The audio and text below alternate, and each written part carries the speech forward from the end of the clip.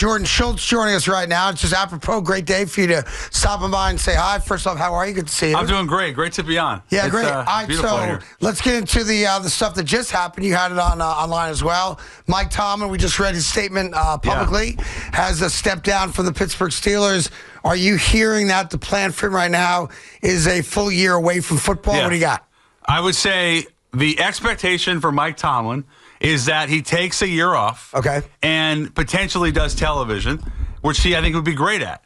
The difference with John Harbaugh is John Harbaugh wants to go right now. There's no break. The other part, too, and this is a key caveat that someone explained to me, Mike Tomlin was not fired.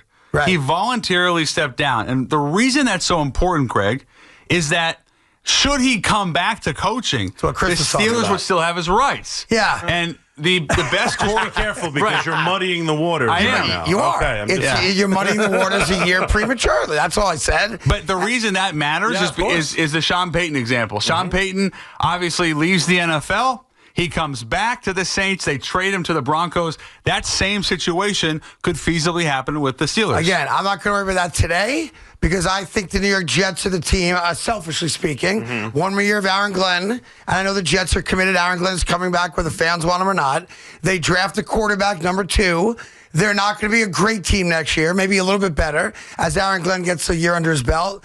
And then Mike Tomlin, in theory, would be available to do the exact same thing that Sean Payton did in Denver. Come back, make a boatload of dough, have a second-year quarterback that, knock on wood, you got right, and all of a sudden you bring in a really competent coach to lead the way with a young stud quarterback. And the Jets picking second overall this year, conceivably could get Dante Moore. We'll see if he goes back to school. But the other part, too, is if Mike Tomlin does come back, Greg, Yep. there's no question he is at or near the top of the list, of every list. And by the way, every that would list, scare me yeah. as a Jet fan because the Dallas Cowboys then come into play. Every team that's got an opening comes into play. You guys are right about There's that. 9 jobs right now, though, and this has been far and away the wackiest coaching cycle. But the fact that you have essentially a third of the league open is wild. What are all these coaches seeing that Big Mac and I don't see about Atlanta? Why is Atlanta suddenly? Yeah. I know it was Belichick last year, and they passed on him. Okay, fine. But what is it about Atlanta? I don't think they have a quarterback that makes everyone saying that's a really good spot, even for Harbaugh, who talked to them on the phone. I think the best job is Baltimore and Pittsburgh I now. agree. Those are the best jobs. No quarterback in Pitt, though. No quarterback, but great franchise, historic. They're very patient, and that's the key word with Atlanta. Arthur Blank, although not so much with Raheem Morris, traditionally very patient. And Matt Ryan, too, is considered, okay, you're going to be very collaborative with him. They're going to hire a GM as well. But also, you're going to be able to pick your own staff, and they have a ton of tools. A lot of these rosters with these teams are not very good. Tennessee, awful roster. They have a quarterback, awful roster. Vegas, Arizona, terrible rosters. You look at Atlanta, they're loaded on both sides of the ball. So that is a big part of it as well. It's not the best, but it's certainly near the top. Go ahead, Chris. Yeah, no. So you mentioned Pittsburgh. Obviously, a lot made last night about Aaron Rodgers. Do you think him stepping away here indicates what we kind of figured already? Aaron Rodgers won't be back with Pittsburgh? Oh, I Does think he step away even if Rodgers is coming back? I think either way. Okay. Yeah, but I also believe that there is a strong sentiment that Aaron Rodgers won't be back at 42 years old. And I would be really surprised if Rodgers is back, but I also think after 19 seasons, similarly to what happened in Baltimore with John Harbaugh, they basically won the same number of games, 190, 180, both won a Super Bowl. Sometimes a fresh voice is needed. Right. And From a coaching standpoint. Yeah, and if he didn't step away today, do you think there was going to be a mutual? How did Pittsburgh feel about this? Obviously, in the statement, they said what they said, but could you have seen like a separating of ways even if Tomlin wasn't ready to step away? I don't believe that there was ever going to be a scenario where Mike Tomlin was fired, at least not right now.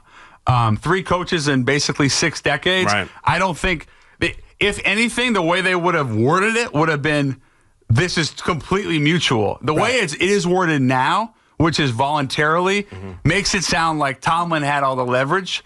I'm not 100% sure if that's the case, but there was no scenario in my mind in which Mike Tomlin was getting fired. That was never going to happen. Talking to Jordan Schultz. What's the YouTube channel, the name of it again? Yeah, Schultz Report. Check it out. Schultz Report. Definitely check it out. Also does a very cool show with Draymond Green about football, which is actually a very fun, entertaining watch as well. All right, let me get to the low-hanging fruit. Every Giant fan listening right now knows that John Harbaugh is expected to be here tomorrow into Thursday, so maybe a day and a half with the New York Giants.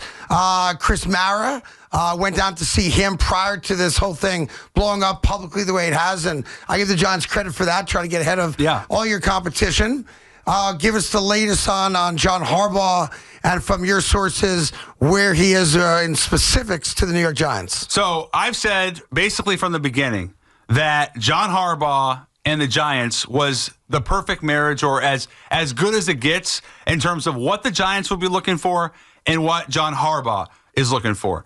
The issue is that you don't have a clean slate. You have a head coaching available and no GM available. And here's the reason I'm not super worried about that is because I don't believe, based on what I've been told, that there's a prerequisite for John Harbaugh to say, I have to pick my GM. This is not that situation. He wants a lot of say over personnel, but he's not going to say, I can't work with Joe Schoen. They have been ultra aggressive. Chris Mara, you mentioned Joe Schoen, who's basically leading the charge. The other part, and this is probably the most important part, is John Harbaugh's only going to go to a place where he believes he can win with the quarterback. Right. And Jackson Dart is someone he liked a lot coming out of the draft. With all that in mind, I'm not willing to say that the Giants is definitively where he's going to go, but that's what the Giants want. And I think Harbaugh is very open and excited about the idea of coming to New York and being with the Temple franchise. So what team, obviously, I'm a fan of Cam Ward's. He had a tough rookie season.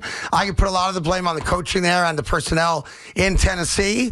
What other franchise today do you think is the Giants' biggest competition for John Harbaugh? I'm going to give you the dark horse. Tennessee.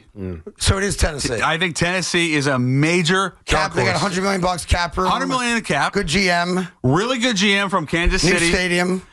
New stadium and Cam Ward. Who, by the way, the last month of the season looked like a bona fide top 10 guy. Yeah, he was great. Figured it out a little bit. And they didn't have anything around him. By and large, that was the worst roster in the league. So you have all of that together, and I mentioned the GM Borgonzi. He is really well liked, and a few people have said to me, I love the situation in Tennessee because I think I can work there and have the freedom to not only build my own staff, but work collaboratively with the GM. Let me stop there and ask you a question. If you're a guy like John Harbaugh, and I can make the argument, probably should have won more with the talent he's had there, but he does have the one Super Bowl. Do you think John Harbaugh is willing to go to a team that still represents a bit more of a project where you're not winning a Super Bowl in year one, my opinion, maybe not yours? The Giants? Well, no, I'm saying the Giants seems to be the best fit from a talent standpoint and a team that could turn around last year's 4-win season win 9 or 10. to win 9 or 10 games and at least be alive for a wild card. Yeah. I don't think that happens in year one with Tennessee, especially in a division that suddenly got pretty good.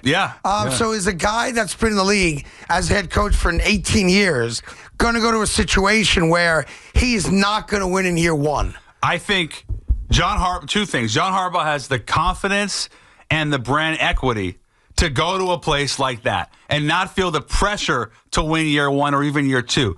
So that's not a deterrent to me. The deterrent is that the Giants are a 10-pole franchise. I mean, it's the New York Giants. It doesn't get... Yeah, it used to be. It doesn't get any more substantial than that. Yeah. And I'm not just saying 1986, it was great. Yeah, 1986. Yeah. This isn't Lawrence Taylor. This isn't... I feel like I'm outside myself watching what I've been doing for the last 2 days. But I believe... Listen, the Giants are the favorite. Like I said, they are the favorite. But Tennessee is very much in play. I think Atlanta's in play. He's had conversations with the Raiders and Cardinals. To me, those are non-starters. I know Miami likes him. They don't have a quarterback either. Tua's not going to be there next year. And their cap situation is a mess. Is a complete mess. You're going to have a massive cap hit from Tua. So I would look at Tennessee, Atlanta, and the Giants. And I mentioned Tennessee as a dark horse. I haven't really seen them mentioned a lot, but to me, that is quietly a really good fit. All right, let me give you this talk to Jordan Schultz. Schultz Report on YouTube. Great watch, and they definitely check it out. So here's the question. You had the report, and no one else had it earlier today, that Brian Dable, who a lot of people have linked to the Raiders, that Tom Brady might want to bring Brian Flores in, head coach, run the defense. Brian runs the offense. They're going to have Mendoza most likely as their rookie quarterback. But you had a report today that Tennessee now, again, going back to Cam Ward, what is Brian Dable known for? Building young quarterbacks into greatness. Josh Allen, that's why he loved Jackson Dart, obviously, that he is going to be interviewed in Tennessee. On Friday. How much do they really like him? They like him. The other thing, too, with Tennessee is they're going to interview basically 22 guys. Like a lot of dudes, which is kind of what you want to do when you're awful. You want a fishing expedition. Yeah. But the other thing, too, with Dayball is even if he doesn't get a head coaching job, he's going to be very much in play for as many as 3 potentially legit OC jobs. Oh, okay, OC jobs. And so you mentioned Vegas. Obviously, that's one. Tennessee, potentially. There's a scenario in which Tennessee looks at a Dayball or even a Matt Nagy and says, you know what, you're not the head coach, but come be our OC, come call plays. You mentioned Flores? Yes. Flores is now suddenly a big name to watch in Pittsburgh. He was there. There's Makes connections sense. there. He has the right temperament, for that franchise. Tomlin did it. Tomlin was defensive coordinator for a year in Minnesota before he got the Pittsburgh job. Yeah. Flores says, I think, even though with that lawsuit that's still pending, I guess. He's still suing the NFL. Right. But that wouldn't, to me, stop Pittsburgh from hiring him. He also interviewed in Baltimore. Got it. But I think Baltimore's the best job available. It is the best job. Yeah. Now, let's talk about Mike McDaniel. It seemed like Mike McDaniel got the dreaded ownership blessing and then sat down with Stephen Ross. And I guess that dinner just did not go well. I've actually been told that Stephen Ross got up and left the dinner in the middle of it. That they were eating at Prime 112, a very famous place in Miami. Well, that's where not to blow my own horn, but that's where I broke the T. Higgins and Jamar Chase. Oh, is that right? Yeah. Love that restaurant. Yeah, it's great. It's great. Great desserts. Yeah, private time right across the street. It's great. So I was told that Steve Ross walked out of the meeting with Mike McDaniel and then fired him the next day. Not confirmed. That's just what I was told. Is Mike McDaniel a candidate other than offensive coordinator somewhere? Is he getting some love as a head coach? He is, including Tennessee. We mentioned they're interviewing a ton. He is tomorrow, I believe, in Tennessee. So McDaniel is, I would be shocked if he's not at least an offensive coordinator. Okay. And I'd say there's a legit chance, there's a real shot he gets another head coaching opportunity. Mike McDaniel, to me, best served as a coordinator. Mm-hmm. I think that's where he excels. Not saying he's a bad head coach, but his best talents as a coordinator. So he's going to get looks. And right now the league is very much in vogue with offensive coaches. That's what, if you look at the last several years of Super Bowl, it's offensive coaches by and large. So that is very much to his benefit. You know, Harbaugh, special teams coach, that's a rarity. It's a rarity, and he has the 20-year track record. He's been a head coach for so long, it's almost like it doesn't even matter what he did before. Same thing with Tomlin, really. Talking to Jordan Schultz here, I was talking to Robert Saleh before the playoff win against Philly. I know he's getting a lot of love now, too, and rightfully so. Yeah. He has with not a lot of talent, to be fair, and not the greatest tackling team, but Robert Saleh's proven again, great defensive coordinator. I know he's happy in San Francisco. Is he going to get some looks as a head coach? Saleh is very motivated to be a head coach. Yes, he is. Very motivated. I think he should wait another year personally, and I've told him that. Yeah. I think you want another year removed from the stink that was the Jets, another year to prove that you are, by a lot of accounts, one of, if not the best defensive coordinator in football, and then I think you could pick where you go. Yeah. Well, you have a lot of leverage, certainly, but with 9 jobs, there's only 32 of these things. Right. True. And he's a second-time guy. You know, it's very rare to be a third-time head coach. Mike McCarthy is trying to do it. Mm-hmm. It's not easy to go for a second time. And you mentioned the Jets obviously didn't end well, but I'll say this: I think Saleh, even though he's a defensive coach, and we just talked about offense, from a defensive standpoint, and his leadership qualities and just how much he wants to be a head coach, I think there's a real shot that he's got, I think, 2 or 3 interviews. I want to say 3. I have to look at it. He's not a favorite for me, but he is absolutely in the mix. Yeah, definitely in the mix. You know, so is Vance Joseph, another one. I could see him with Arizona. Stefanski's another one that I think Atlanta's been mentioned to me a lot. Right. So you have to. There's certain links, and you just try to find them, but it doesn't always work out. A guy like Stefanski get tired of being with a bad program? Like, he's a 2-time Coach of the Year winner. He's obviously a brilliant football mind, and he just got stuck in the mud in Cleveland. If you're a guy like him, don't you want to at least go to a team that you could say, I've got a legitimate quarterback. I might need to fix 5 other things, but at least I've got a quarterback. Like, if you're a Kevin Stefanski.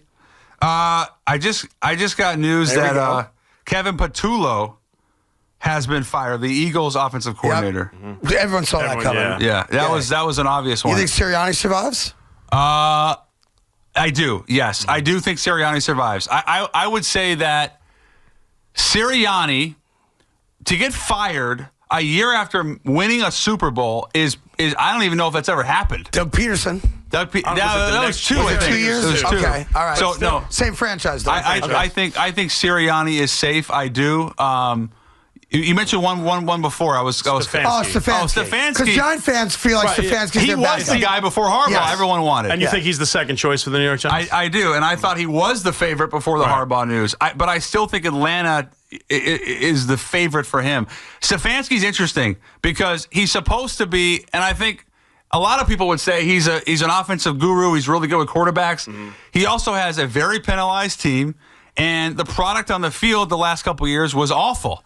So there was a little bit of are we sure he's the guy? But given the success and that track record, 2-time coach of the year, right. And in Cleveland, Cleveland, I think he gets the benefit of the doubt. As we're talking about like second choices here, when free agency, and this is kind of like free agency with these coaches, do you wait for Harbaugh to make the move? Like, is that going to be the first hire? Because we talk about whether the Giants are the best job, the Ravens are the best job, then you get the Atlanta Falcons. Like, once Harbaugh goes, do you see coaches start to make a move there, or do coaches start to line up where they believe is a good match for them and Harbaugh is not, on the forefront of their mind? No, I believe that Harbaugh will be the first head coach hired. Right. I think that's the first one to come. And the way the system is set up is to have it be slow. The NFL wants this thing to drag on. You're not even allowed to interview a lot of these guys. They like the attention. They want the attention. Continued attention. Yeah, and so to me, Harbaugh is the first domino to fall, and then I think others will happen, but not necessarily right away. Right. I think the way it's set up is very much so to have this thing play out over the next month or few weeks. Do you think there's any way the Giants are so amazing in their pitch to him tomorrow and Thursday that Harbaugh signs on the dotted line this week? It would surprise me. It wouldn't shock me. I think it's possible. I mean, he's going to want, let's say, $20 million somewhere. Right. And the money's the money. The money, I don't think dissuades them from doing it. So it's a personnel decision. If they have a great meeting, right, and they say it's possible. Well, I said they should cater it. I said you go, 3-tier oyster platter. Yeah, Carbone's overrated for my money. It is overrated. They got rigatoni. They got good lasagna. That thing is. I don't need a 9-year-old guy in a tuxedo making me Caesar salad either. I'm done with that. It's good. I just don't need to watch you make it. Yeah. I said you got to cater that. It is. There is a scenario in which things go so well. Yeah. That they say that Harbaugh says, okay, let's do it. I'm just not expecting that. And you just mentioned personnel decisions. Sorry. There is a world where Joe Schoen recognizes he would have to change his role in the organization, right? If that's one of the things, he's willing to work with him, but he wants final say of roster construction. That's something Joe Schoen's willing to swallow. I think Joe Schoen continues to be and has been in massive job preservation mode. Yeah.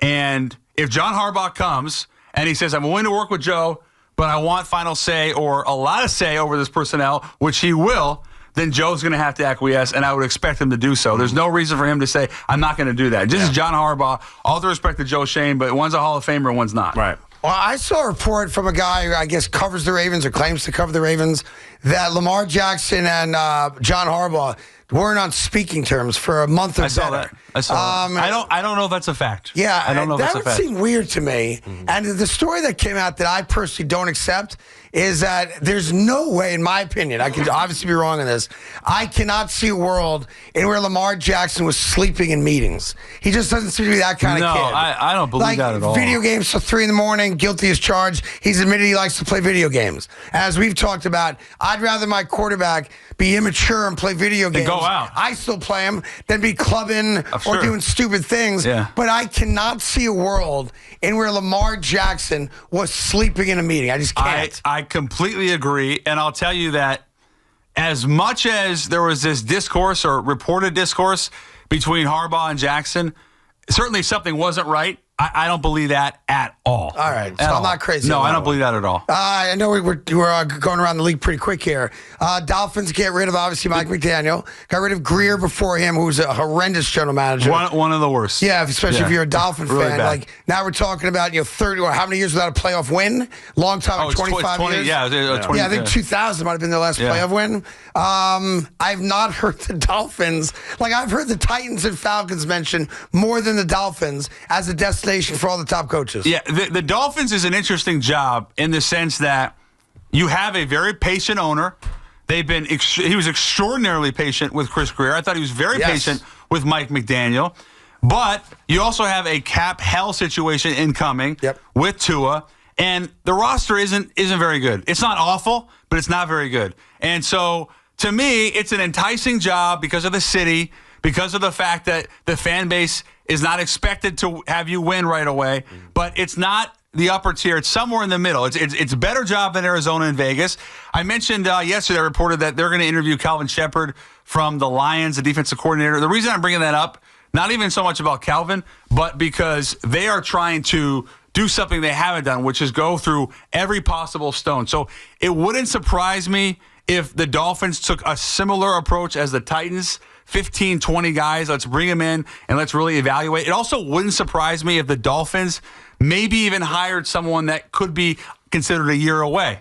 Because, I'm not going to say that, Jesse Minter's a year away. Right. I think he's the Giants are going to interview him also. He's got one with 8. He does, by the way, including Baltimore where he was. But it's that type of young up. Maybe it's a Shieldhouse from the Rams. It's a young up and coming potential coach, which they have with Mike McDaniel, who maybe you don't. If you wait a year, you don't get him. So I expect Miami to be very deliberate. But yeah, it's an interesting job. So obviously we all watched Dante Moore spit the bit in the semifinal game last week. And I think he did tremendous damage to not that he's going to be drafted or not, but where he gets drafted. I know they just brought in Dylan Raiola, the kid from Nebraska, to quarterback in Oregon. So to me, they're telling him, or they're expecting Dante to go pro. But now that you've brought in a new starting quarterback, if Dante decides after that performance, I can't go pro, I think he transfers out of Oregon. But every Jet fan, is what I'm getting at, was watching that game going, son of a gun, that's our next quarterback. Yeah. And he looked terrible against, albeit 24-year-old men playing for Indiana. That's what you're going to get in the NFL. So where's Dante Moore at right now? Okay, so I thought before that game, he was pretty locked in to go 2. As did I. He played a terrible game. He really did. But there is a sentiment that he goes back to school and gets this sort of de facto lifetime contract from Phil Knight in Oregon. I don't see the even with Raiola going there. But that's the point. I don't. If you're Dante Moore and you go back to school, don't you want to stay at Oregon? What's the point? He already was at UCLA, and you're at Oregon now, which is arguably it's one of the great there. Yeah, I mean, so there is, from what I understand, he's kept it very private internally about what he wants to do. I don't have an answer of what he's going to do.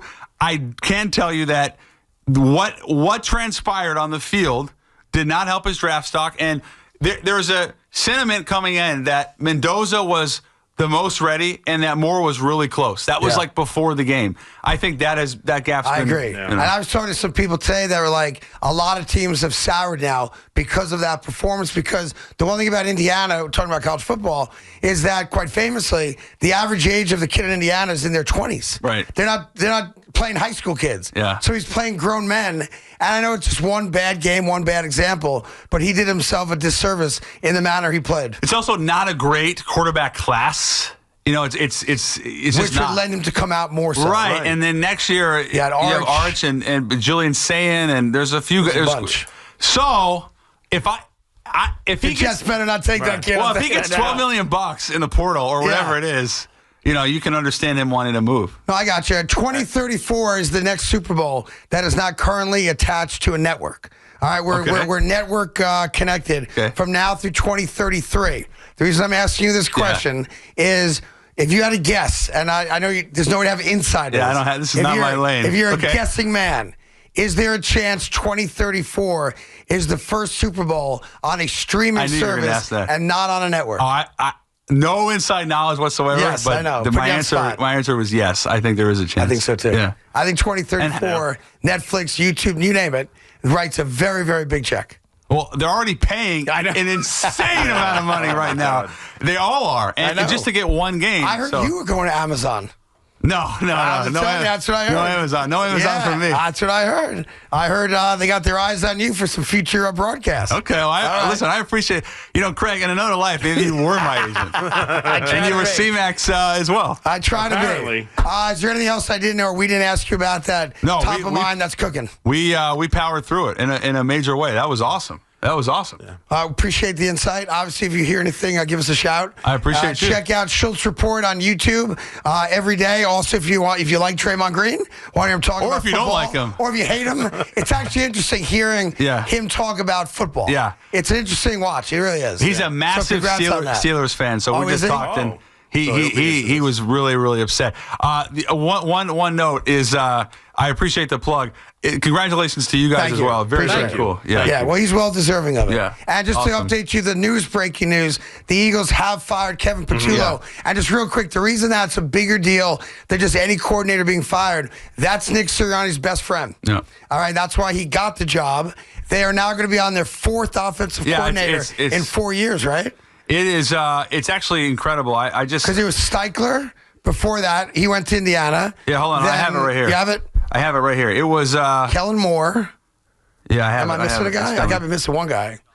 I have it. Steichen, Johnson, Moore, Patullo. 4 offensive coordinators in 4 years. Yeah, and Jalen Hurts play caller since 2016.